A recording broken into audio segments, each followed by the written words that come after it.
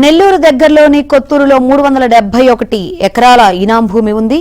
ఒక్కో ఎకరం ధర దాదాపు 6 నుంచి 10 కోట్లు.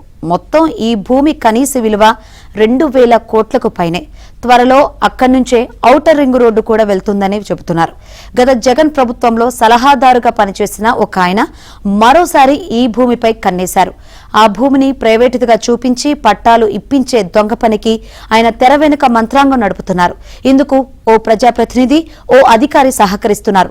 ప్రభుత్వానికి లేదా ఇనాందారులు సుదీర్ఘకాలంగా సాగులో ఉన్న వారికి దక్కాల్సిన భూమిని గద్దల్లా తన్నుకుపోయేందుకు శతవిధాల ప్రయత్నాలు చేస్తున్నారు.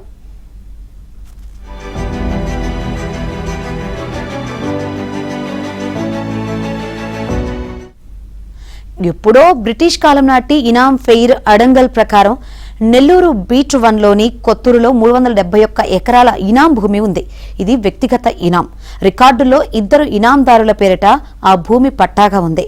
ఆ తర్వాత జరిగిన బ్రిటిష్ సర్వేలో ఇంకా రీసెటిల్మెంట్లోనూ ఆ భూమిని ఇనాంగానే చూపించి రికార్డుల్లో నమోదు చేశారు. 1956లో ఇనాంల రద్దు చట్టం వచ్చింది. ఆ 2 ఇనాందారుల వారసులు ఆ భూమిని తమ పేరిట మార్చుకుని రైతువారీ పట్టాలు తీసుకోవాలి.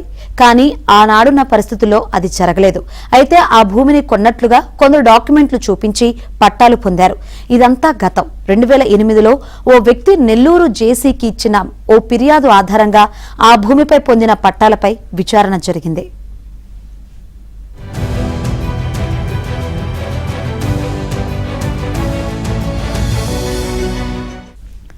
నాటి నెల్లూరు తహసీల్దార్ విచారణ జరిపి ఆ భూమి రెవెన్యూ రికార్డుల ప్రకారం సెటిల్ కాని ఇనాం భూమి అని, దానిపై ఇచ్చిన పట్టాలు తప్పుడువని తేల్చారు. ఇప్పుడు డాక్యుమెంట్లు సృష్టించి వాటి ఆధారంగా రిజిస్ట్రేషన్లు చేశారని, ఆ తర్వాత పాస్ పుస్తకాలు తీసుకున్నారని గుర్తించారు.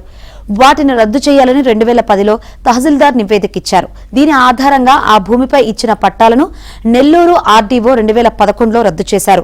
ఆర్డీఓ ఆదేశాలను సవాల్ చేస్తూ కొందరు వ్యక్తులు 2012లో జాయింట్ కలెక్టర్ వద్ద అప్పీలు చేశారు. జేసీ మరోసారి విచారణ చేయించి ఆ పట్టాల రద్దు సరైన నిర్ణయమేనని తేల్చారు. అంతేగాక సెటిల్ గాని ఆ ఇనాం భూమి ప్రభుత్వానిదని స్పష్టం చేస్తూ ఆదేశాలిచ్చారు.